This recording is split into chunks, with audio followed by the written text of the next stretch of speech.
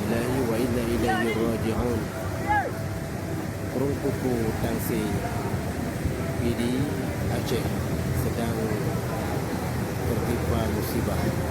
Semoga tidak ada yang menjadi korban jiwa. Keadaan depan wisata Belah Bubu atau kurung kuku meluap dan membanjiri 3 desa yang ada di Kecamatan Tangsi atau di Kabupaten ini.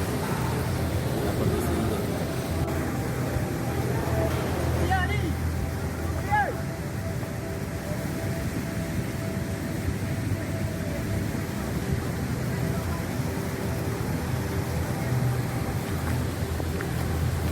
Ya, keadaan depan wisata Belah Bubu.